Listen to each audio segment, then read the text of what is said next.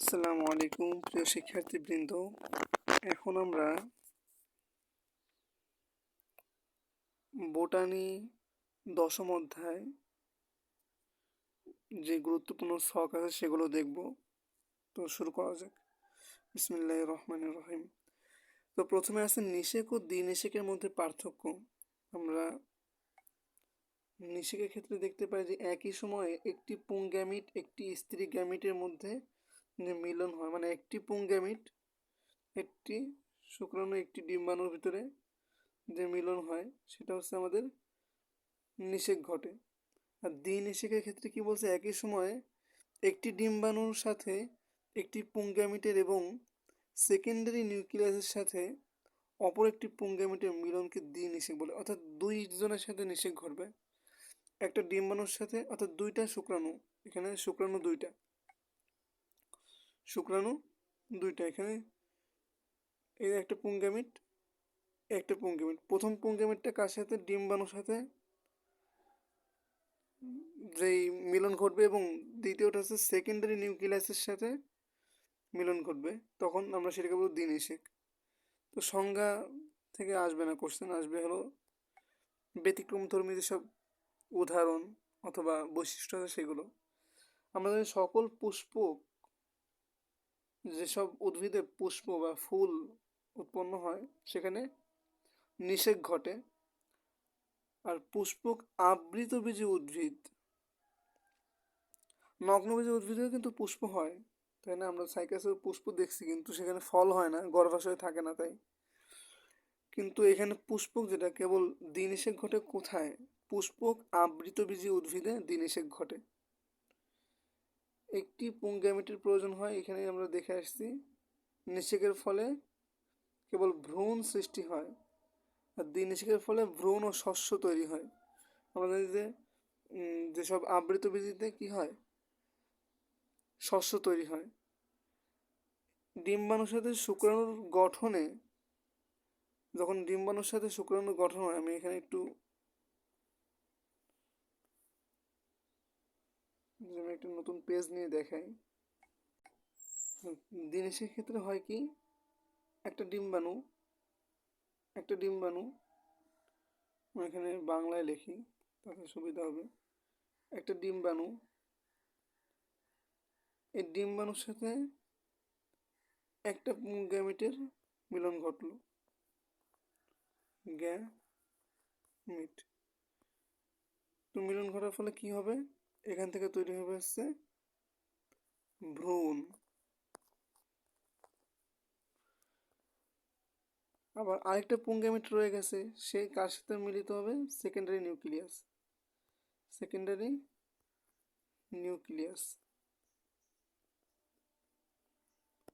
ফলে সেখান থেকে তৈরি হবে কি, শস্য। আমরা জানি সেকেন্ডারি নিউক্লিয়াস থেকে শস্য হয়। সেকেন্ডারি নিউক্লিয়াস আছে, আমরা এখানে একটু ঠিক করে লিখি।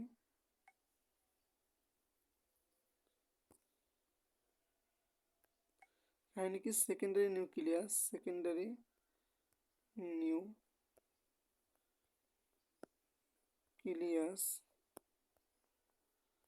প্লাস আরেকটা পুংগ্যামিট রয়ে গেছে সেইটা, তাহলে পুংগ্যামিট যেটা রয়ে গেছিল গ্যামিট। সেকেন্ডারি নিউক্লিয়াসের সাথে পুংগ্যামিট যুক্ত হয়ে শস্য তৈরি হয়েছে, আর ডিম্বাণুর সাথে পুংগ্যামিট যুক্ত হয়ে ভ্রূণ তৈরি হয়েছে। সেটা বোঝা গেল। তো এই প্রক্রিয়াটা হচ্ছে দ্বিনিষেক। এটা কি, দ্বিনিষেক। আর শুধুমাত্র আমাদের যে ঘটনাটা ঘটে, একটা মাত্র ডিম্বাণুর সাথে যদি শুধুমাত্র একটি পুংগ্যামিট তৈরি হয়, মিলন ঘটে, তো সেখানে আমাদের শুধুমাত্র ভ্রূণ সৃষ্টি হয়।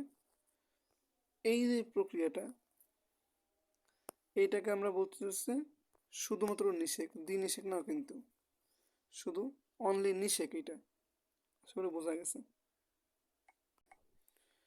তো এখানে সেটাই বলছে যে ভ্রূণ এবং শস্য তৈরি হয়। এরপরে সব থেকে এই অধ্যায়ের সবথেকে গুরুত্বপূর্ণ যে চার্টটা সেটা এখানে একটু ঘোলা ঘোলা দেখা যাচ্ছে, তারপর আমি বুঝিয়ে দেবো ইনশাল্লাহ। ডিম্বক হতে বীজে পরিবর্তন হয় কি দিয়ে কি, এবং নিষেকের পরে গর্ভাশয় এবং ডিম্বকের পরিবর্তন কি হয় সেটা। তো এখানে ডিম্বক যেটা আছে, ডিম্বক বীজে পরিবর্তন হয়, বীজে রূপান্তরিত হয় নিষেকের পরে। ডিম্বক ত্বক যেটা, সেটা বীজ ত্বকে পরিণত হয়। ডিম্বক যদি বীজে হয় তাহলে ডিম্বক ত্বক বীজ ত্বকে হবে স্বাভাবিক। নিষিক্ত ডিম্বাণু ভ্রূণ সৃষ্টি হয়, আমরা একটু আগে দেখলাম যে ডিম্বাণু যেটা সেটা নিষিক্ত হয়, অর্থাৎ নিষেকের মাধ্যমে নিষিক্ত হয়, নিষেক প্রক্রিয়ায় নিষিক্ত হওয়ার পরে সেটা ভ্রূণ সৃষ্টি করে। আর সহকারী আমরা করি যে এন্ডো এন্ডোস্পার্ম নিউক্লিয়াস যেটা এন্ডোস্পার্ম তৈরি করে, এটা লাগবে না। ডিম্বক রন্ধ্র বীজ রন্ধ্র, নাভি বীজ নাভি, ডিম্বক বৃন্ত বীজ বৃন্ত, বৃন্ত মানে বোটা, ভ্রূণ পোষক টিস্যু বিনষ্ট হয়ে যায়, প্রতিপাদক কোষ বিনষ্ট হয়ে যায়, সাহায্যকারী কোষ বিনষ্ট হয়ে যায়। যেগুলো বিনষ্ট হয়ে যায় সেগুলো একটু দেখা লাগবে, আর এখান থেকে দেখা লাগবে কোনটা, তাহলে হচ্ছে ডিম্বক বীজে পরিণত হয়, নিষিক্ত ডিম্বাণু ভ্রূণে পরিণত হয়, এই দুইটা দেখা লাগবে। আর এই তিনটা দেখা লাগবে যে ভ্রূণ পোষক টিস্যু যেটা হচ্ছে ওই ডিম্বাণুর গায়ে যেই টিস্যুগুলো থাকে ভ্রূণ পোষক টিস্যু সেগুলো কি নিঃশেষ হয়ে যায়। প্রতিপাদক কোষ যেটা আমরা অ্যান্টিপোডাল কোষ বলি, অ্যান্টিপোডাল কোষ যেটা বিপরীত সাইডে থাকে, তো সেটা বিনষ্ট হয়ে যায়, সাহায্যকারী বিনষ্ট হয়ে যায়। আমরা টোটাল জিনিসটা এখানে আরও ভালোভাবে দেখতে পাবো যে নিষেকের পরে যে গর্ভাশয় এবং ডিম্বাশয় এবং ডিম্বকের পরিবর্তন। নিষেকের পূর্বে গর্ভাশয় বা ডিম্বাশয় ফলে পরিণত হয়। আমরা দেখছি যখন নগ্নবীজী উদ্ভিদের ক্ষেত্রে আমরা দেখছি গর্ভাশয় হয় না, সেজন্য আমরা বলছি কি ফল হয় না। কেন হয় না? কারণ গর্ভাশয় নেই, তো ফল হয় না।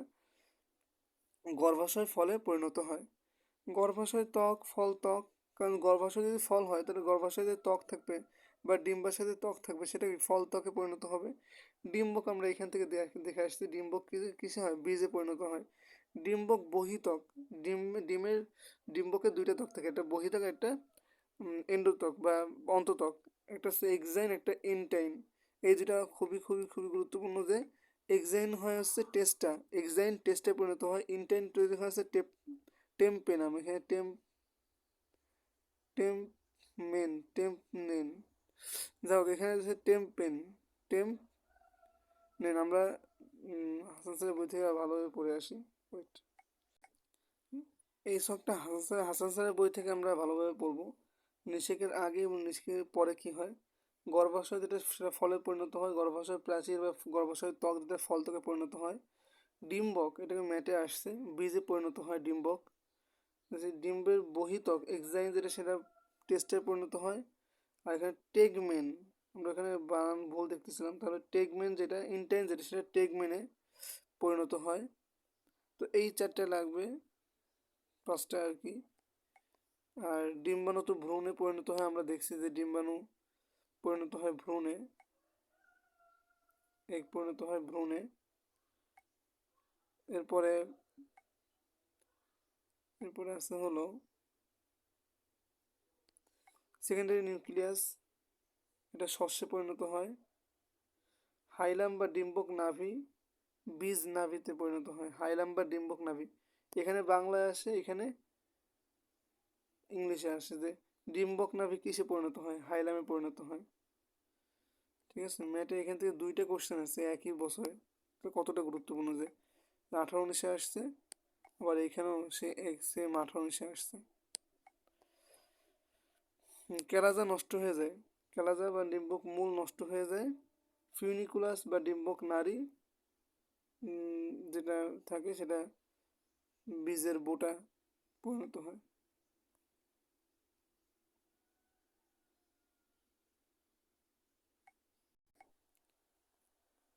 এখন দেখবো এখানে অযৌন জনন ও যৌন জননের ভিতরে পার্থক্য।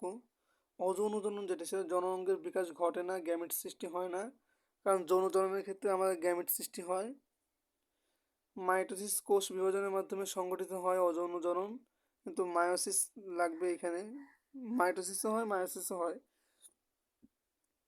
জীবনচক্র কিংবা যৌনক্রমের সূচনা ঘটে না, অযৌনজননে, কিন্তু যৌনজননে যৌনক্রমের সূচনা ঘটে, জটিল দশা অতিক্রম করে না, কিন্তু এটা জটিল দশা অতিক্রম করে। অযৌনজনের কোনো জীবের ভিতরে কোনো সৃষ্ট উদ্ভিদে কোনো বৈচিত্র্য নেই, কিন্তু যৌনজননে আহ, বিভিন্ন প্রকরণ সৃষ্টি হয়, ফলে বৈচিত্র্য আসে।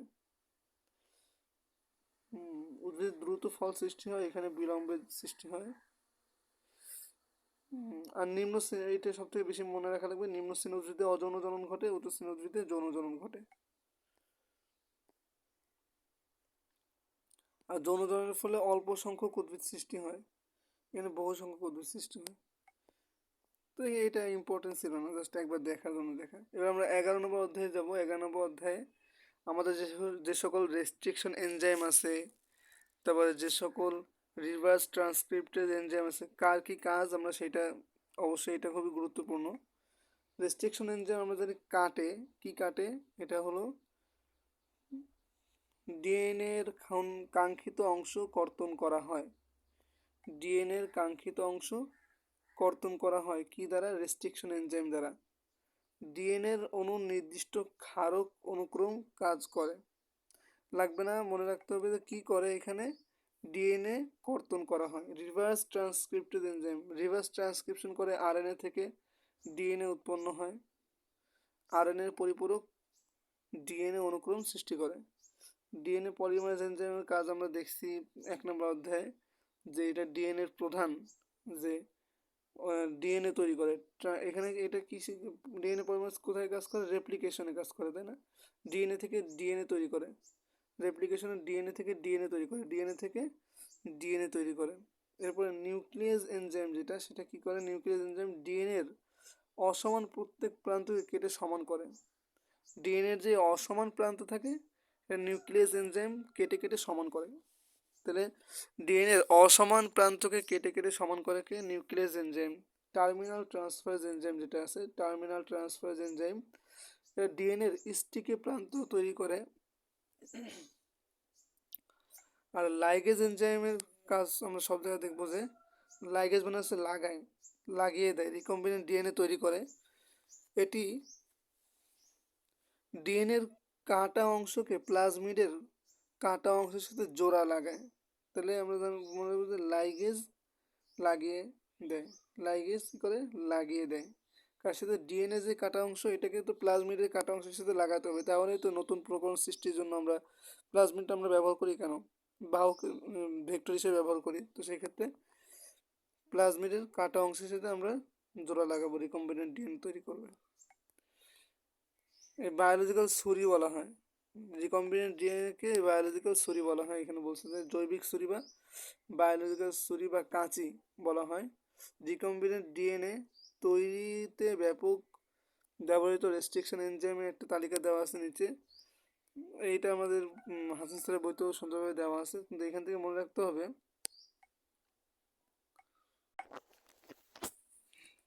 তো এখানে আমরা দেখতে পাচ্ছি যে আছে ইকো আর আই 2, মানে R2, ইকো আর আই,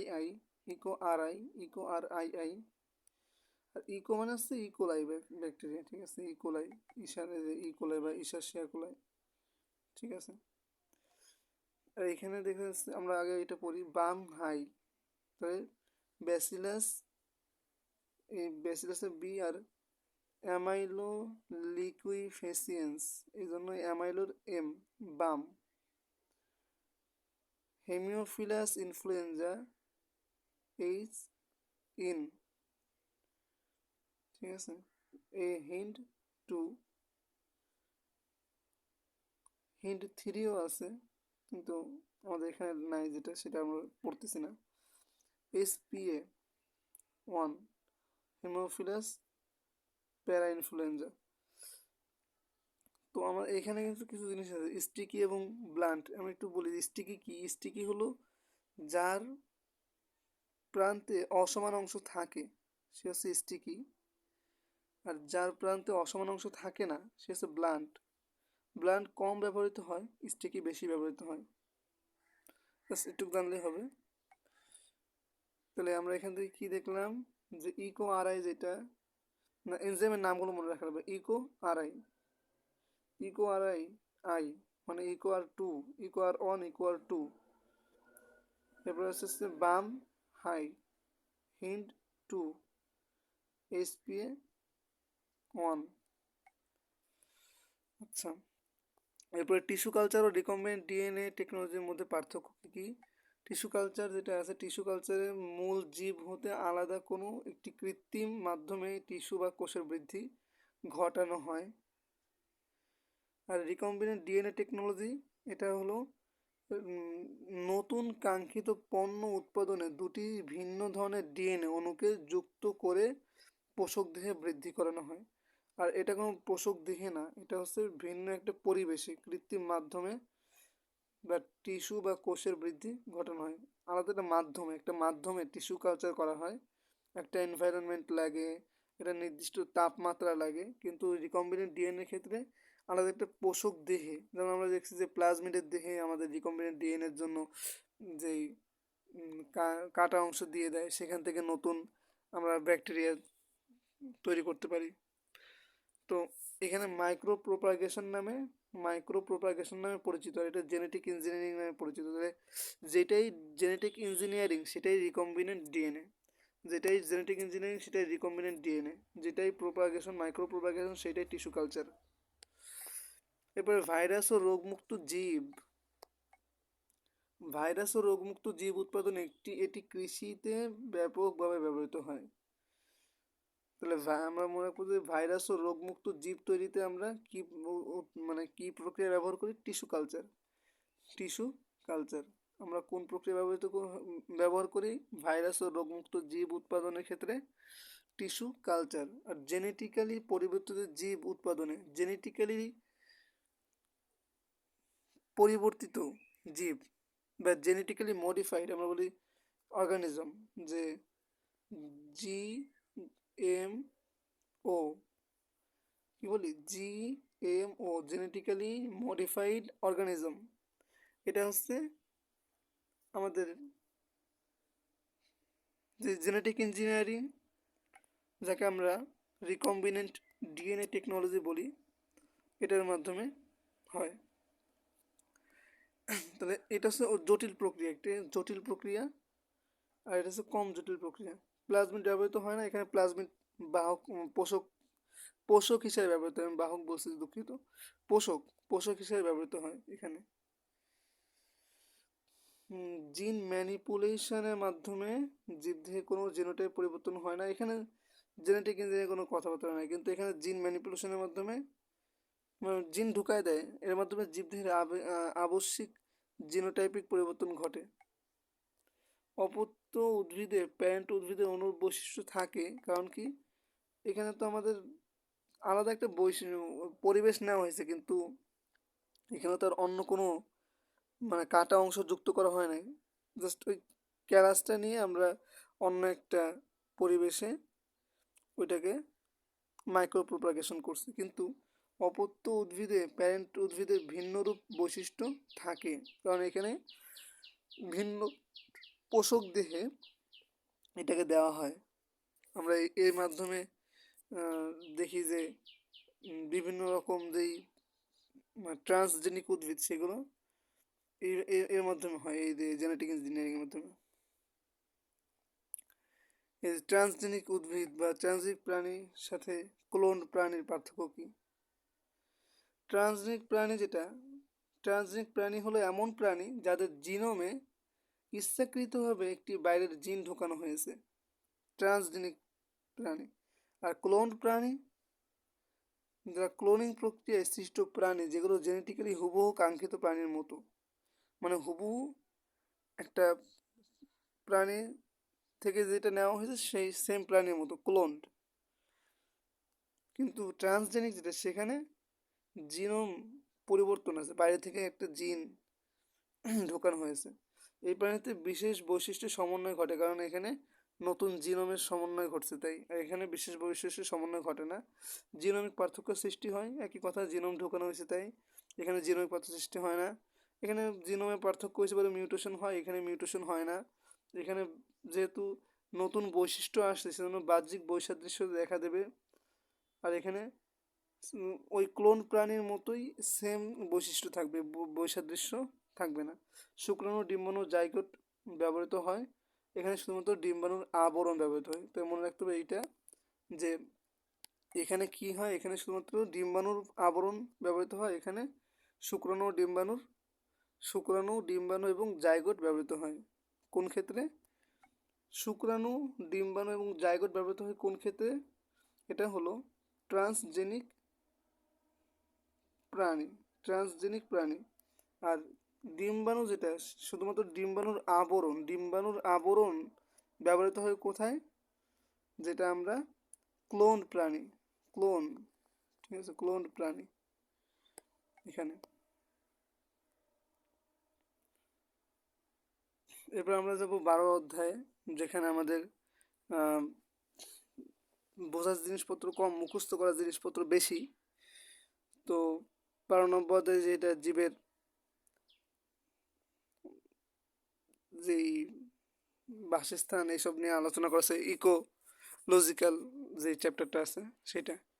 তো এখান থেকে মনে রাখতে হবে একমাত্র যে জিনিসটা, সেটা হলো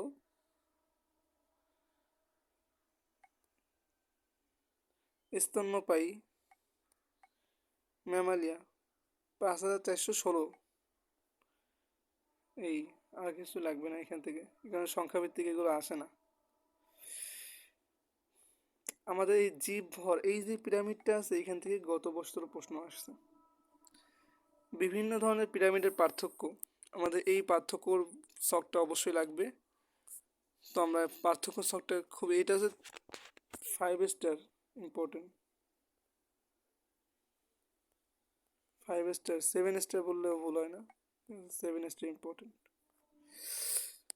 তাহলে আমরা এখান থেকে দেখি প্রকৃতি। প্রথমে দেখব যে সংখ্যার পিরামিড, এখানে সংখ্যার মান নিয়ে হিসাব করা হবে। জীব ভর, এটাকে আমরা বায়োলজিক্যাল ম্যাস বলি, বা এটা হচ্ছে শুষ্ক ওজন, যেখানে মানে জীবের জাস্ট শুষ্ক ওজনটা নেওয়া হবে। শক্তির পিরামিড যেটা, সেখানে ক্যালোরি মিটারে মাপ করা হবে। তো আমরা দেখি এখানে কি বলা হয়েছে, যে প্রতিটি খাদ্য স্তরে কত সংখ্যক জীব থাকে তা নির্দেশ করে। সংখ্যার পিরামিড, সেই সংখ্যা কত সংখ্যক, ঠিক আছে। জীব ভর যেটা, সেখানে প্রতি খাদ্য স্তরে কী পরিমাণ জীব ভর থাকে তা পিরামিডে প্রদর্শিত হয়। আর শক্তির পিরামিডে আমরা জানি একই কথা, শক্তি, জৈবিক শক্তি থাকে, তা পিরামিডে প্রদর্শিত হয়। তথ্য সংগ্রহ কীভাবে করা হয়? তথ্য সংগ্রহ করা হয় সংখ্যার পিরামিডে, সংখ্যা গণনা করা হয়, স্বাভাবিক কথাবার্তা। জীব ভর যেটা, সেটা প্রতি স্তরে জীবের সংখ্যা ওজন করা হয়। এখানে জীবের সংখ্যা ওজন করা হয়, প্রত্যেকটা জীবের ভর কত সেটা দেখা হয়। আর এখানে পুড়িয়ে ফেলা হয় জীবকে, এখানে জীব হত্যা করা হয়। জীব হত্যা করে প্রতি স্তরে জীব শুকিয়ে পোড়ানো হয়, এবং ক্যালোরিমিটার দিয়ে তাপ নির্ণয় করা হয়। কি দিয়ে? ক্যালোরিমিটার দিয়ে তাপ নির্ণয় করা হয়। কি মিটার দিয়ে তাপ নির্ণয় করা হয়? ক্যালোরিমিটার দিয়ে তাপ নির্ণয় করা হয়। শক্তির পিরামিডের ক্ষেত্রে ক্যালোরিমিটার দিয়ে তাপ নির্ণয় করা হয়, এবং প্রতি স্তরে জীব শুকিয়ে পোড়ানো হয়। প্রতি স্তরে জীব শুকিয়ে কী করা হয়? পোড়ানো হয়। পুড়িয়ে ক্যালোরিমিটারের মাধ্যমে তাপ নির্ণয় করা হয়। সুবিধা কি? সুবিধা হলো সহজেই গণনা করা যায়, জীবকে মারতে হয় না।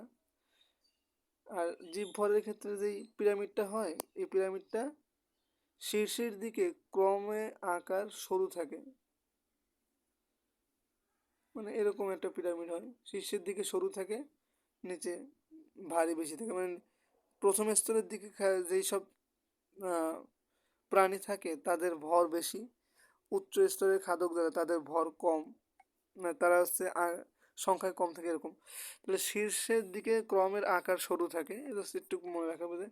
জীব ভরের ক্ষেত্রে শীর্ষের দিকে ক্রমের আকার সরু থাকে, আর রূপান্তর দক্ষতা প্রদর্শন করে। শক্তি পিরামিড রূপান্তরের দক্ষতা প্রদর্শন করে। অসুবিধা কি? জীবের আকার এখানে দেখা হয় না, জীব কত বড় না কত ছোট দেখা হয় না। এখানে একটা হাতি, একটা পিঁপড়া আছে, তাহলে আমরা এখানে হিসাব করবো হচ্ছে একটা 100 কেজি, 1000, বললাম যে একটা 1000 কেজি একটা হাতি আছে, আর একটা হলো উম, মনে করেন যে 10 গ্রাম ধরলাম একটা বড় পিঁপড়া, বা 10 গ্রামের একটা কোনো পোকা আছে। তো দুইটাই আমরা হিসাব করবো কি, যে এখানে দুইটা সংখ্যা ভেবে দুইটা প্রাণী আছে। কিন্তু জীব ভরের ক্ষেত্রে কিন্তু আমাদের সেই সংখ্যা দিয়ে কোনো কাজ হবে না, সেখানে আমার ভর দেখতে হবে, যে ওজন করতে হবে। সকল জীবকে ধরা এবং ওজন করা কঠিন এখানে, কারণ সকল জীবকে তো ধরা যায় না এবং ওজন করাও কঠিন। তাহলে আমাদের এখানে কোনো সংখ্যার খেলা নেই, এখানে ওজন করতে হবে, যে হ্যাঁ ঠিক আছে, তাহলে 1000 কেজি একজন আছে, আর একটা 10 মিলিগ্রাম বা 10 গ্রাম বলছে, তাহলে 0.001 কেজির একজন আছে। তো এই যোগ করে আমরা গড় করব এভাবে। আর এখানে সকল জীব থেকে তাপশক্তি বের করা কঠিন, ধরা যায় না, তো তাপশক্তি কীভাবে বের করবে, এই আর কি। তো ওই লাইন থেকে মনে রাখতে হবে যে এখানে আকার অগ্রাহ্য করা হয়। প্রকারের ক্ষেত্রে ঊর্ধ্বমুখী বা আংশিক ঊর্ধ্বমুখী বা উল্টানো ধরনের হয়ে থাকে। মানে এই যেই পিরামিডটা এমনও হয়, আবার এমনও হয়, উল্টানো পিরামিডও হয়, আবার ঊর্ধ্বমুখী পিরামিডও হয়। আর এখানে ঊর্ধ্বমুখী বা উল্টানো হয়ে থাকে, তো সর্বদাই এখানে উল্টানো পিরামিড হয়। আর সর্বদাই ঊর্ধ্বমুখী পিরামিড, এখানে সর্বদাই ঊর্ধ্বমুখী পিরামিড হয়, ঊর্ধ্বমুখী, দুঃখিত, ঊর্ধ্বমুখী পিরামিড হয়। তো এই দুটো ক্ষেত্রে ঊর্ধ্বমুখী পিরামিড বা উল্টানো পিরামিড হয়, আর এখানে সোজা পিরামিড হয়। ব্যবহৃত একক কি, এককটা লাগবে অবশ্যই, গত বছর আসছিল এখান থেকে, এটা আসে নাই যদিও। জীবের সাধারণ সংখ্যা আমরা জানি, সংখ্যা একক ধরা হয়। জীব ভরের ক্ষেত্রে একক ধরা হয়েছে যে কোনো একক পার বছর, যে কোনো একক পার বছর, কিলোমিটার পার বছর, কিলোগ্রাম পার বছর, টন পার বছর। তাহলে গ্রাম, কিলোমিটার বা টন, এর সাথে কিলোগ্রাম, কিলোগ্রাম, গ্রাম, কিলোগ্রাম, টনের সাথে বর্গমিটার, আর কিলোমিটারের সাথে বছর। এটা হচ্ছে জীব ভর। জীব ভরের ক্ষেত্রে কিলোমিটার পার বছর, জীব ভরের সাথে কিলোমিটার পার বছর। আর এখানে আছে কিলো ক্যালোরি বা কিলো ক্যালোরির সাথে বর্গমিটার, বা কিলো ক্যালোরির সাথে বছর। কিলো ক্যালোরির সাথে বর্গমিটার, কিলো ক্যালোরির সাথে বছর, কিলো ক্যালোরির সাথে বর্গমিটার, কিলো ক্যালোরির সাথে বছর। এখানে কিলোমিটার পার বছর, আর এখানে কিলো ক্যালোরি পার বছর, এখানে কিলো ক্যালোরি পার বছর। এটাকে কি বলবো, এটাকে 10 স্টার দিয়ে দিন, যদি প্রশ্ন আসে তাহলে এইখান থেকে আসবে এরকম। কারণ এখানে এত বিষয় যেটা আছে, হাইড্রোফাইটস, জেরোফাইটস, এখান থেকে ওই জীবভর আর এইখান থেকে প্রশ্ন আসে, এর বাইরে থেকে আসে না। হাইড্রোফাইটস যেটা আমরা জানি, হাইড্রোফাইটস জলজ, জলজ। জেরোফাইটস হচ্ছে মরু, জেরোফাইটস মানে হচ্ছে মরু। আর মেসোফাইট যেটা, সেটা হচ্ছে স্বাদু, স্বাদু পানি। আর একটা আছে হ্যালোফাইটস, সেটা এখানে দেয়নি, সেটা হচ্ছে লোনা পানি, লোনা পানি উদ্ভিদ, সরি। তো আমরা এখন দেখি এখান থেকে যে বাসস্থান তো বললাম, নামের থেকে বোঝা হাইড্রোফাইটস পানিতে জন্মায়, জেরোফাইটস মরুভূমিতে জন্মায়, মেসোফাইটস এরা মাঝারি পানি তথা স্থলভূমির যেসব স্থলভূমিতে জন্মায়, অর্থাৎ স্বাদু পানি বলতে পারেন, বা এরা দুই জায়গায় আর কি উভচর হইতে পারে। তাহলে কিউটিকল থাকে না, কারণ কিউটিকল থাকে কি করবে এখানে, কিউটিকল তো এই হাইড্রোফাইট যেখানে পানি মানে জলের মধ্যে থাকে, এই পানিতে জন্মায় যেসব উদ্ভিদ, তাদের তো আর পানি বের হওয়ার জন্য কোনো আটকানো লাগবে না, তাদের তো পানির মধ্যেই আছে। তো কিউটিকল থাকে না। কিউটিকল কেন থাকে উদ্ভিদের, যাতে পানি আটকানোর জন্য, পানি আটকানোর জন্য মানে প্রস্বেদনে যেন অতিরিক্ত প্রস্বেদন হয়ে না যায়, যে নেসেসারি ইভেল বলছে, যেই প্রস্বেদনকে বিজ্ঞানী কার্টিস, সে নেসেসারি ইভেল বলছে, যে সেই নেসেসারি ইভেল যেন বেশি না হয়ে যায়, কিউটিকল সেজন্য থাকে না এখানে। কারণ এখানে তো পানি ওরা চাইলেই সবসময় নিতে পারতেছে, কিন্তু জেরোফাইট যেটা, মরুভূমিতে আর পানি পাওয়া যায় না, সেজন্য ত্বকে পুরো কিউটিকল থাকে, যাতে পানি বেরো না যেতে পারে। এবং মনে রাখবে এখানে কিন্তু লুকানো পত্ররন্ধ্র থাকে, তো আপনার সামনে হয়তো আছে, দেখতে পাবো, লুকানো থাকে। আর এখানে মোমযুক্ত কিউটিকল থাকে, মেসোফাইট মানে সাধারণ যে উদ্ভিদগুলো সেখানে কিউটিকল মোম যুক্ত কিউটিকল থাকে, তাহলে মেসোফাইটেই মোমযুক্ত কিউটিকল থাকে। দৈহিক গঠন সরল প্রকৃতির, দৈহিক গঠন উন্নত জটিল প্রকৃতির, কারণ এখানে উন্নত না হলে টেকা মুশকিল মরুভূমিতে, আর এখানে উন্নত জটিল প্রকৃতি, এখানেও তো একই সেম দুইটাই। হ্যাঁ, চ্যাপ্টা পাতা প্রশস্ত এবং পাতার উভয় পাশেই কিন্তু থাকে, পাতার উভয় পাশেই পত্ররন্ধ্র থাকে, আমরা এখানে দেখতে পাবো পত্ররন্ধ্র, এই যে পত্ররন্ধ্র গুরুত্বপূর্ণ। আমরা এখান থেকে কোনটা কোনটা পড়বো সেটা আমরা পরে বলে দেবো যে কোনটা কোনটা পড়বো এখান থেকে। এখানে ছোট এবং গোটানো পাতা, গোটানো পাতা বলতে বোঝাচ্ছে যে যাতে পানি বের না হয়ে যায়, পাতা ছোট থাকে এবং পাতা গোটানো থাকে। বৃহৎ আকৃতির পাতা থাকে হচ্ছে মেসোফাইটে। মূল মূল অনুপস্থিত এবং খুব কম ঘনত্বে থাকে, মূল তো লাগে না কারণ পানি শোষণ করা লাগে না, তাহলে মূল থাকে না বা মূল অনুপস্থিত থাকে, খুব কম ঘনত্বে থাকে, সে কারণে মূল থাকে না, অনুপস্থিত। আর এখানে বৃহৎ মূল থাকে, কোনটায় বৃহৎ মূল থাকে হলো বৃহৎ বা উন্নত মূল থাকে, যেখান থেকে ভালোভাবে যেন পানি গ্রহণ করতে পারে মূলের মাধ্যমে, যাতে জমায় রাখতে পারে, তাই উন্নত বৃহৎ মূল থাকবে জেরোফাইট। আর সুউন্নত মূল উদ্ভিদ মূল বিদ্যমান আমাদের স্বাভাবিক উদ্ভিদগুলোতে। পত্ররন্ধ্রের ক্ষেত্রে দেখবো যে পত্ররন্ধ্র যেটা আছে এখানে সর্বদা উন্মুক্ত, মানে এর তো কিউটিকল থাকে না, তো সেজন্য পত্ররন্ধ্র সর্বদা উন্মুক্ত থাকে, অনেক পত্ররন্ধ্র থাকে এবং অনেক পত্ররন্ধ্র এখানে থাকে সেটা বলছে। অল্প সংখ্যক পত্ররন্ধ্র থাকে ডুবন্ত অবস্থায়, ডুবন্ত মানে হচ্ছে লুকায়িত, হাসান স্যারের বইতে এটা দেওয়া আছে, লুকায়িত পত্ররন্ধ্র থাকে, কি থাকে, লুকায়িত পত্ররন্ধ্র থাকে, লুকায়িত পত্ররন্ধ্র থাকে। আর এটা বলা হয়েছে যে পাতার অঙ্কীয় দিশ মানে পৃষ্ঠীয় দিশে, অর্থাৎ পাতার নিচে, নিচে পত্ররন্ধ্র থাকে, এখানে কি থাকে, পাতার নিচে থাকে। আর এখানে উভয় পাশেই থাকে, পাতা, এই যে একটা পাতা, পাতার এই উপরেও থাকে নিচেও থাকে পত্ররন্ধ্র, ঠিক আছে। আর এখানে উদ্ভিদে আমরা কি কি মনে রাখবো, উদাহরণ অবশ্যই মনে রাখতে হবে যে ওয়াটার লিলি, পদ্ম, হাইড্রিলা, হাইড্রিলাটা সব থেকে ইম্পর্টেন্ট। হাইড্রিলা আসে আমরা অনেক সময় বুঝতে পারি না হাইড্রিলা কি জলজ নাকি মেসোফাইট নাকি লোনা, বা আমরা বলি কি এটাকে হ্যালোফাইট। তো এখান থেকে মনে রাখতে হবে যে হাইড্রিলা, পদ্ম, ওয়াটার লিলি, ওয়াটার লিলির সাথেই ওয়াটার আছে, পদ্ম আমরা জানি যে পানিতে হয়, কিন্তু হাইড্রিলা যেটা এটাও অবশ্যই একটা জলজ উদ্ভিদ। ক্যাকটাস, কনিফার, শতমূলী, এই তিনটে নাম 5 স্টার, তিনটে নাম, কারণ কি এই তিনটে নাম হচ্ছে কিসের, জেরোফাইট বা মরুজ উদ্ভিদ। এরপর আছে বাগান উদ্ভিদ, হার্ব, কিসের, এগুলো থেকে আসবে না, আসলে হচ্ছে এইটা থেকে আসবে, এই যে এটা আসবে। উদাহরণটা মনে রাখা লাগবে, এর মধ্যে হাইড্রিলা মনে রাখা লাগবে, পত্ররন্ধ্র মনে রাখতে হবে সব কয়টার। এখানে পত্ররন্ধ্র থাকে না, সর্বদা উন্মুক্ত থাকে। পত্ররন্ধ্র সর্বদা উন্মুক্ত থাকে কেন, কিউটিকল থাকে না তাই। এখানে পত্ররন্ধ্র ডুবন্ত অবস্থা থাকে, মানে লুকায়িত পত্ররন্ধ্র থাকে, এখানে পত্ররন্ধ্র পাতার নিচে থাকে, এটা বললাম। আর কিউটিকলের যেটা ওইটা মনে রাখা লাগবে, কিউটিকল এখানে থাকে না, এখানে পুরো কিউটিকল থাকে, এখানে মোমযুক্ত কিউটিকল থাকে। আর কেউ কোথায় কে জন্মায়, পানিতে, মরুভূমিতে এবং মাঝারি পানি সরবরাহ স্থলভূমিতে জন্মায়।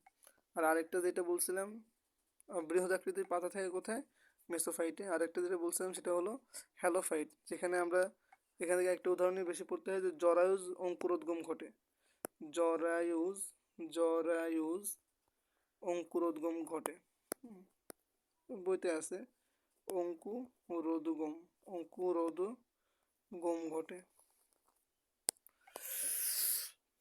আচ্ছা, এরপরে সব থেকে কঠিন একটা জায়গা, মানে আর কি এখানে মনে থাকে না বা অনেক কিছু মনে রাখা লাগে, কিন্তু এখান থেকেই প্রশ্ন আসছিল 22-23-এ আসছিল এইটা, পিরানহা কোন অঞ্চলের। এটা সব বইতে মোটামুটি সেম জিনিসই দেওয়া, কিন্তু পিরানহা যেটা এটা আলিম স্যারের বইতে এক্সট্রা দেওয়া ছিল, তো এই চারটা আলিম স্যারের বইয়ের আর কি। তো আমরা এখান থেকে যেগুলো মেইন সেগুলো মনে রাখবো যে কোনটা কোন জায়গায় আছে। প্যালিয়ার্কটিক অঞ্চল, প্যালিয়ার্কটিক অঞ্চল যেটা সেটা হচ্ছে সমগ্র ইউরোপ এশিয়ার হিমালয়ের উত্তরাংশ, আফ্রিকার উত্তরাংশ, চীন, জাপান, কোরিয়া। আর সাইবেরিয়াতে কি অনেক, সাইবেরিয়া আর্কটিক অঞ্চল, তা আমার একটু লাগবে না, এখানে লাগবে না, চীন, জাপান, কোরিয়া এগুলো থাকে। আর সমগ্র ইউরোপ হচ্ছে প্যালিয়ার্কটিক অঞ্চলের অন্তর্ভুক্ত। এখানে এন্ডেমিক প্রাণী মানে যে অঞ্চলে যে প্রাণীটা বাসস্থানে ওই জায়গার জন্য নির্দিষ্ট, সেটা হচ্ছে সেই অঞ্চলের এন্ডেমিক প্রাণী। ঠিক আছে, তাহলে এইখানে প্যালিয়ার্কটিক অঞ্চলে তোষক মাছ, প্যাডল ফিশ মানে সব আনকমন নাম। ঠিক আছে, ব্ল্যাক ফিশ, ফিশ বা ব্ল্যাক ফিশ, চোষক মাছ, প্যাডল ফিশ খুব আনকমন কোন নাম, তো মনে রাখতে হবে। দৈত্যাকার স্যালামান্ডার। ঠিক আছে, সব জায়গায় কুমিরটা অনেক জায়গায় কমন পাওয়া যাবে, তো এখানে কুমির আছে।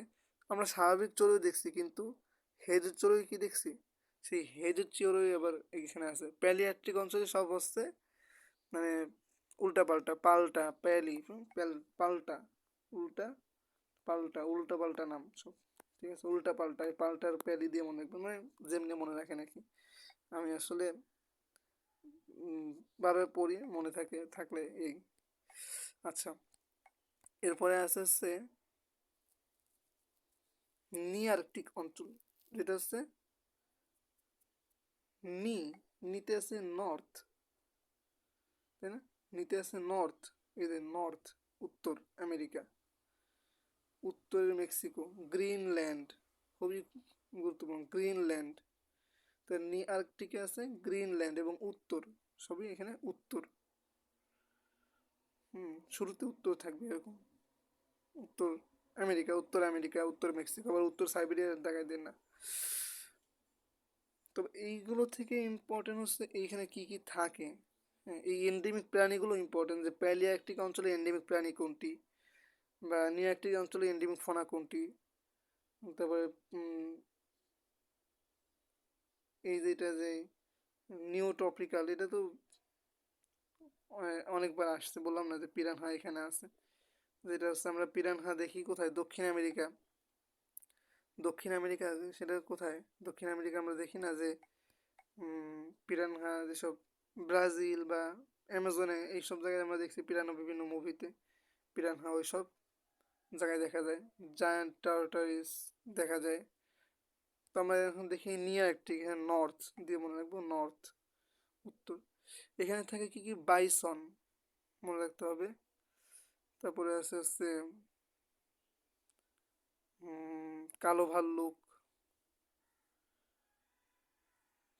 মোল ডিয়ার, অ্যালিগেটর, অ্যালিগেটর অন্য কোথাও পাওয়া যায় কিনা দেখি।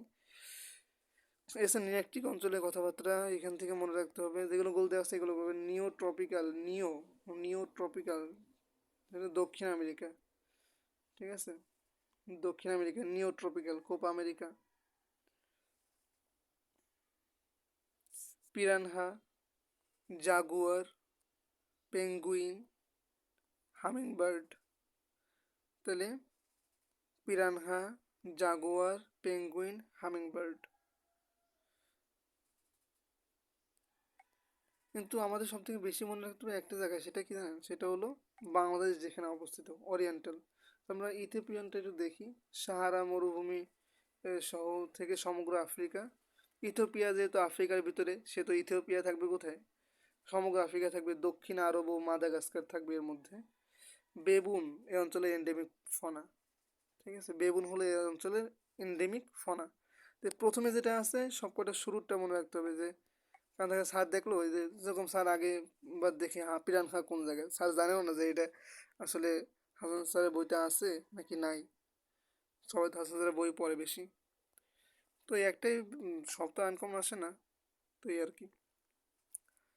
তো এখানে আমরা বলছিলাম প্যালিয়ার্কটিক অঞ্চলে আছে চোষক মাছ, কুমির, স্পেশালি কুমির যেটা, এটা প্যালিয়ার্কটিক অঞ্চলে।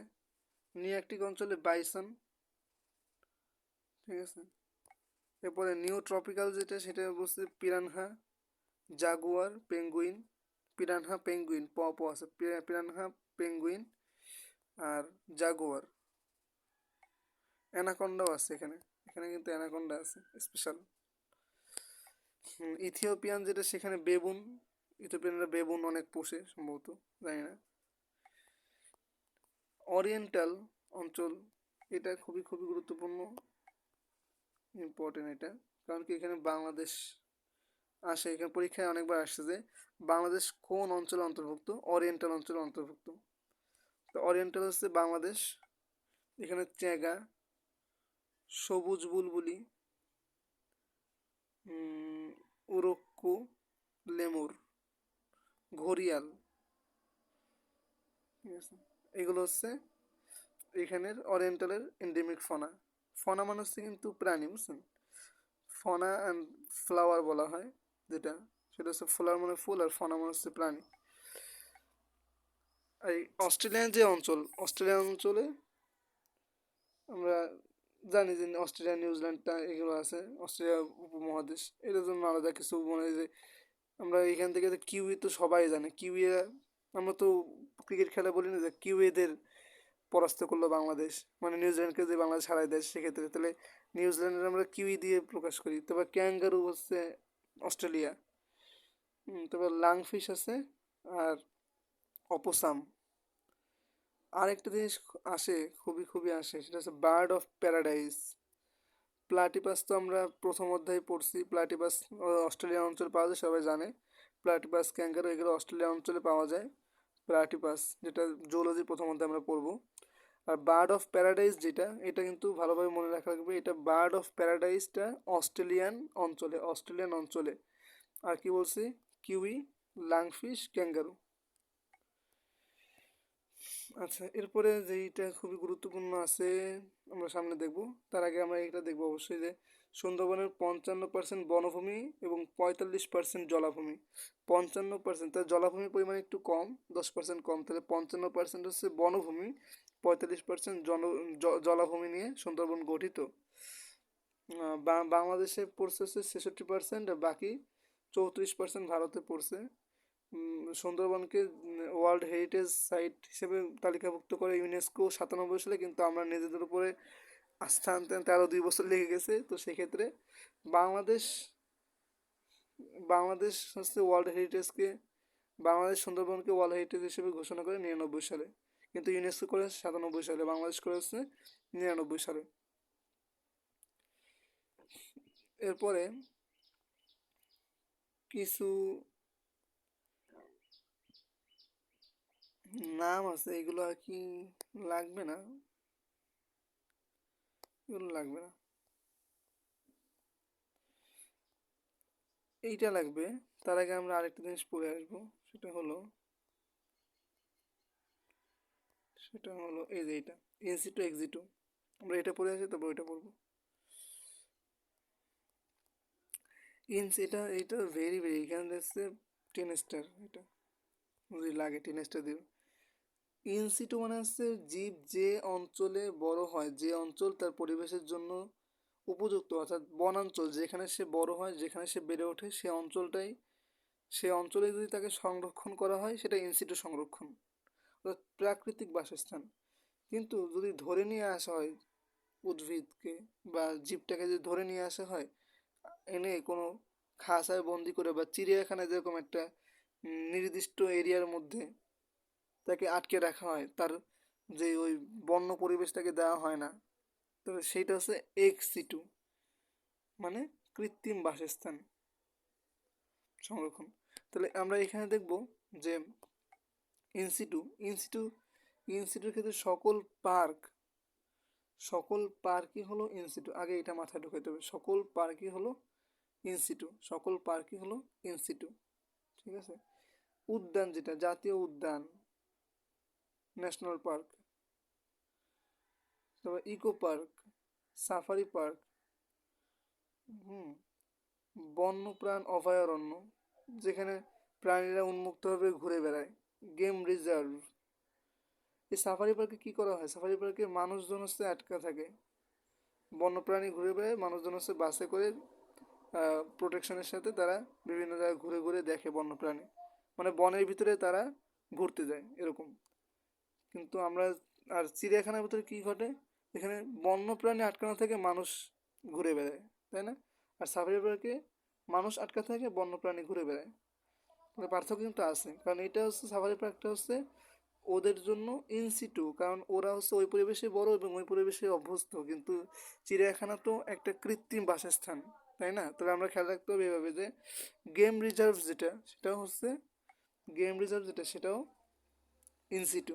মৎস্য অভয়ারণ্য খুবই গুরুত্বপূর্ণ, হালদা নদী, হাকালুকি হাওর, টাঙ্গুয়ার হাওর বাংলাদেশের মৎস্য অভয়ারণ্য, এগুলো মনে রাখা লাগবে। তাহলে এইগুলো মনে রাখতে পারলে তো আর লাগতেছে না, কারণ এক সাইড মনে রাখলে কি আর সাইড লাগবে তো না। আমরা এখানে বলছি যে জাতীয় উদ্যান এবং সকল পার্ক ইনসিটু, বন্যপ্রাণ অভয়ারণ্য, গেম রিজার্ভ হচ্ছে যেখানে তো রিজার্ভ করে রাখা হয়েছে, গেম রিজার্ভ, ঠিক আছে? যদিও এটা এখন অভয়ারণ্য হয়ে গেছে, গেম রিজার্ভ বর্তমানে নাই। আর মৎস্য অভয়াশ্রম সেটা হচ্ছে হালদা নদী, হাকালুকি হাওর, টাঙ্গুয়ার হাওর, এগুলো তো তাদের নদীর মধ্যেই তারা বসবাস করে। এখানে তো আমরা আলাদা পুকুরের মধ্যে এনে তাদেরকে বড় করতেছি না। যেমন এই যে জিন ব্যাংক, ডিএনএ ব্যাংক, জাম প্লাজম ব্যাংক, টিস্যু কালচার আমরা অন্য এক জায়গায় উদ্ভিদকে নিয়ে গিয়ে একটা নির্দিষ্ট আটকানো একটা মাধ্যমে একটা নির্দিষ্ট পরিবেশে বড় করি। অ্যাকোরিয়াম আমরা যেগুলো আছে, ঠিক আছে, বীজ ব্যাংক, জিন ব্যাংক, এইসব ব্যাংক, চিড়িয়াখানা, এইসবই সব এক্সিটু।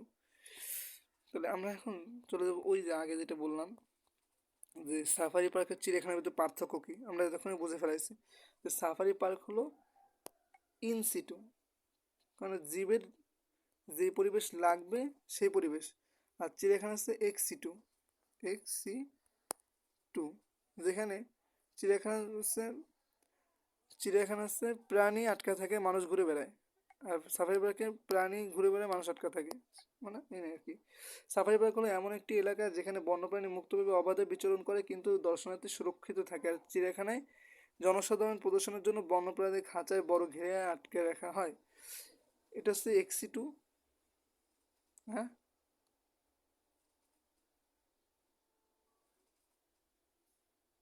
ভুল হয়েছে, হ্যাঁ, এটা ইনসিটু। সকল পার্ক হচ্ছে ইনসিটু, আর এটা হচ্ছে এক্সিটু। এক্সিটু চিড়িয়াখানা হচ্ছে এক্সিটু, আর সাফারি পার্ক হচ্ছে এনসিটু। তুলনামূলক সাফারি পার্ক হচ্ছে বৃহৎ আকৃতির হয়, মানে বড় মানে জঙ্গল হয় আর কি। আর চিড়িয়াখানা ছোট এলাকা নিয়ে হয়। বাসস্থান প্রাণীগুলো প্রাকৃতিক বাসস্থানে রাখা হয়, এদের কৃত্রিম বাসস্থানে রাখা হয়। দর্শনার্থী পর্যবেক্ষণ করে এখানে প্রাণী, এখানে লাগবে না, এইটা লাগবে যে প্রধানত আফ্রিকায় অবস্থিত। আফ্রিকায় যেসব বড় বড় জঙ্গল আছে, যেসব বন অঞ্চল আছে, সেসব অঞ্চলগুলো হচ্ছে ইনসিটু।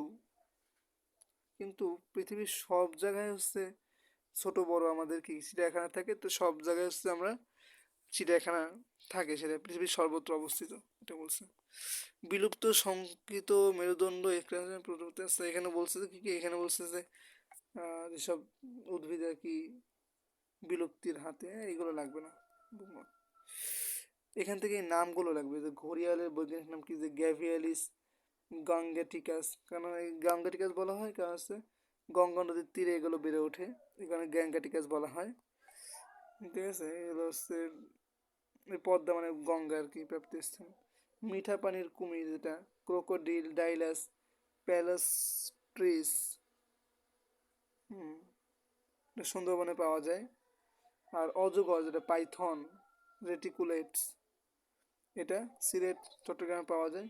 আর রাজশকুন যেটা হচ্ছে সার্কোচিপস ক্যালভাস, সিলেট রাজশাহীতে পাওয়া যায়। নীল গাইটা মনে রাখতে হবে। আচ্ছা, এখান থেকে এই নামগুলো মনে রাখার জন্য এই এই একটা রাখলে হয়, পাইথন রেটিকুলাস। আর নীল গাই যেটা আছে, আর কোনো নাম লাগবে না, এখান থেকে আর কোনো নাম লাগবে না, এই নামগুলো লাগবে, এইগুলো লাগবে। কোনগুলো? বিলুপ্তিপ্রায়, যেমন ঘড়িয়াল বিলুপ্তিপ্রায়, মিঠার পানির কুমির বিলুপ্তিপ্রায়, অজগর বিলুপ্তিপ্রায়, রাজশকুন বিলুপ্তিপ্রায়, রাজধনেশ বিলুপ্তিপ্রায়, লজ্জাপতি বানর বিলুপ্তিপ্রায়, নীলগাই, উল্লুক, হাতি, এগুলো সবই বিলুপ্তিপ্রায়। কোথায় পাওয়া যায় এগুলো লাগবে না।